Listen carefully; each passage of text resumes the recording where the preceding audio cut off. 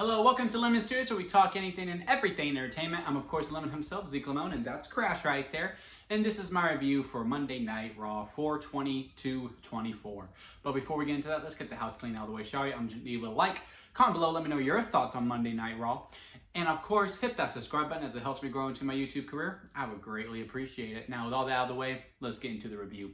So, I think this review will probably be shorter than most other episodes of Raw, because this was very filler heavy, which is nothing wrong with that. I mean, they do have a draft coming up, so a lot of things all are stalled to see where are people going until we can push the pedal to the metal yet again.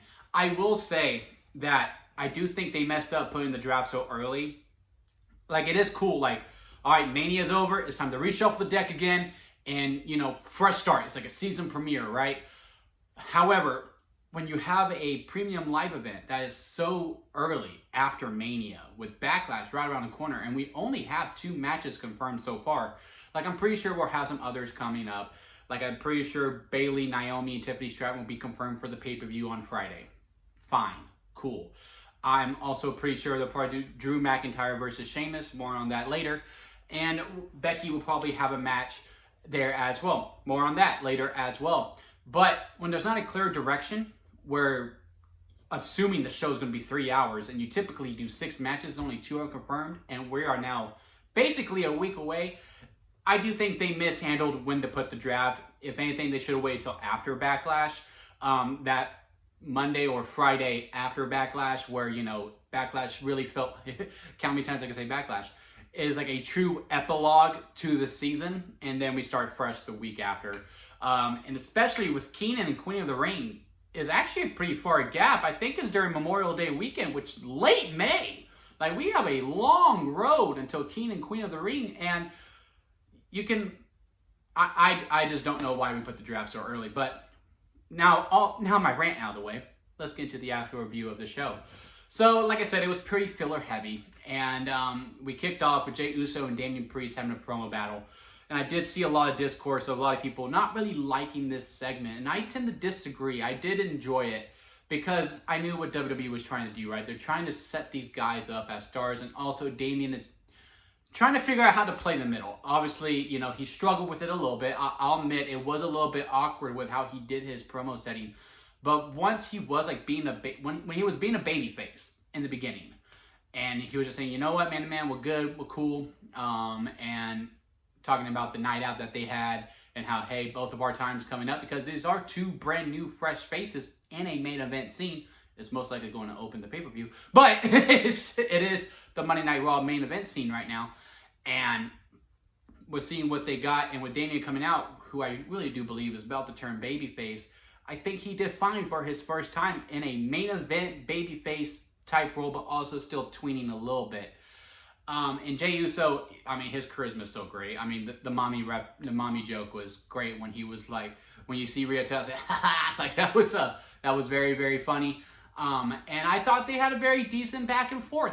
I just think this goes back to what I said during the kickback episode that I did a week ago, I want to say, that this segment would have been fine if a world title wasn't involved. If it was just Damian Priest versus Jey Uso and they were just fighting each other, no one would bat an eye. But the fact that there is a title on the line, there is going to be more of a criticism to it, because now it's at a much higher standard. And with that, I can understand that. Did this really feel like a big fight feel? No, but again, I'm also fully aware that this is most likely going to open the show. AJ Styles versus Cody Rhodes is going to be the main event. And with that setting, knowing that it's most likely going to open, and this is their first time within this kind of setting, and again, this opened the show, I really had no problems with it, and I enjoyed the promo battle quite well, especially for their first time where it was like both solo new people. It was nice to see. Then after that, I mean, it was really, besides that, Raw was really just building up the Battle Royal. I did like the World Tag Team title match. It was fine for what it was. It was more about the post-match angle. World Champa turn heel. Will DIY turn heel? I think they should. Only because Candice LeRae and Indy Hartwell are heel. And I think we can form the way back together. And see if Dexter Lumis is still alive, because where did he go? I did see some rumors he might be joining the Wyatt Six, but I just think they're probably going to be putting that group together and making the Way 2.0 on the main roster, which will be fine. And it will be interesting. Again, not really much to take away. It's more of kind of a stalling, because where are they going to go? I could actually see DIY really benefiting on SmackDown, because they do seem to like take the matches up a notch. Like the match quality is on SmackDown is stellar to me. And then again, it was really just building up the Battle Royal. I like the moment with Dom and Liv. His probably going to be stepmommy, because it does look like they're going to do an affair angle where Liv is coming for everything and even taking Rhea's man. And I think a lot of people can sympathize with that. I don't think the Judgment Day is going to be around for much longer. I think they had their time. Last year was their year. And now it's time for everyone to go out on their own and see what they can really do. And I think Rhea and Damian are about to turn face. Rhea especially so, because she just gets cheered all the time. Like, you present her as a heel, but she just gets cheered. She is a huge, huge draw. People love to see her, and people love to chant for her and everything. You can't keep her heel much longer. So I don't really mind the Liv Morgan heel turn, and maybe taking Dom, and that can be the new pairing, and I think that will work just fine. And Rhea can go on to be a face and be a big, true, major, super duper star, because the pop which she gets, if she gets back, if Judgment Day is broken up and Liv took Dom, oh man, business is gonna pick up for sure. And then the Battle Royal itself, the winner, which was Becky Lynch.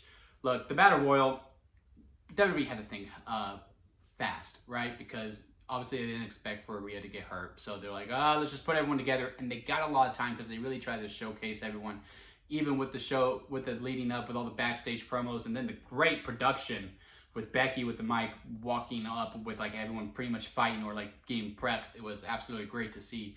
And then Becky wins, and a lot of people got upset about that. And I'll admit it. I mean, afterwards, because like, I've been saying a lot within my circle of friends who are wrestling fans, when this injury came up, I was like, I don't see them crowning Liv immediately. I see them prolonging it a little bit, because you got 3 to 6 months until Rhea gets back.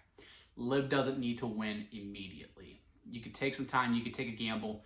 I would have liked to see a fresh face. I honestly wouldn't have mind Chelsea Green winning by accident, or hell, winning with she was eliminated, but then she stuck back in and she still won. I would have prefer that more than Becky. Or hell, take a big chance and have Maxine Dupree win it, and you have Maxine Dupree versus Candice. Like, I was all for, like, let's just go way outside the box. However, after sitting on it a little bit, because I was disappointed when it happened, got up, thought about it a little bit more, because I am a huge wrestling nerd. Becky was the right person. She was the right person to win, and the reason for that being is that, look, whoever won, and which is why I was open to, you know, the wild concepts that I just threw out, even though they're probably awful in hindsight, was that no matter what, who won that Battle Royal is going to feel like a placeholder. They're going to feel like an interim. They're not going to feel like a champion, because they won a Battle Royal, which is why I was okay with a Chelsea Green or a Maxine Dupree winning it, because no matter what, who won, it's going to be that way. Becky's a little bit of an exception to that rule, because yes, she had the match at WrestleMania, but I will also argue she probably was going to win at one point, until they were like, Rhea's just too over, we got to keep the belt on her. And two, Becky is a big, major superstar that even though she won the Battle Royal, she still feels like a champion. Like, the title still has credibility. If you did what I was thinking, that title probably loses all the credibility that Rhea Ripley put the work into. That's not a diss at Chelsea Green or a Maxine Dupree. That's just the way it is. Like, if you want to feel like a world title, it needs to be on a superstar. And Becky is a superstar that is very, very well known and people really, really love. Then people are like, well, Liv, it's also a superstar. Give it to her. She is. But she's not the level of Becky Lynch, guys. Come on. And I'm a huge Liv Morgan fan. I've been on the Liv Morgan train during the Wyatt Squad days. Like, I have always been a fan of Liv Morgan. But when you come to star power, Becky's here and Liv's here. Then, you know, you have the argument of, well, doesn't that bring her up? No, it's a Battle Royal. again, Becky was the right choice because she already feels like a superstar, and that gives the title credibility. Liv winning it, she still feels like a placeholder, but yes, it does help with the story. What's even going to help the story more is that as this progresses, I see Becky maybe having a 3-month reign. Maybe. Like up to Money in the Bank. Okay?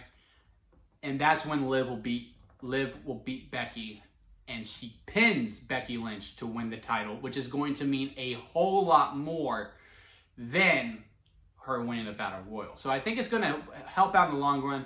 Look, I'm one of the few people that says, look, WWE does way too many long-term storylines, and we need some short stories. I get it. But WWE has done a great job, and Triple H in particular has done a great job of telling people, calm down, let's slow down, let's take our sweet time and see where it goes. Okay? Just go along for the ride. As The Rock says, shut your mouth and enjoy the ride that we are taking you on. And I'm going to do that when it comes to this storyline, because I do think they are going to do the right thing at some point. And when we get to SummerSlam, it is Rhea versus Liv for that title with Liv as the champion. But yeah, that's it. That's my thoughts on Monday Night Raw so far. I did like the Sheamus and Drew segment as well with the, Drew ain't shit, man. When he went burger after burger, I do think they're going to fight at Backlash. I think it's going to be streamlined. I think Monday they'll do the big payoff where Drew hits Sheamus in the back, and then boom, there's another match. There's your non-title match at the Premium Live event just to fill the card up, which will be a good match nonetheless. Or maybe they're both in the King of the Ring, and maybe they face each other in the semifinals, and that would be pretty cool to see as well. But yeah, as for the main storyline parts, because again, there wasn't a whole lot within this 3 hours, because again, we do have a draft coming up. I enjoyed the episode for what it was, and understanding that it was truly just a filler episode. But again, comment below, let me know your thoughts on Monday Night Raw.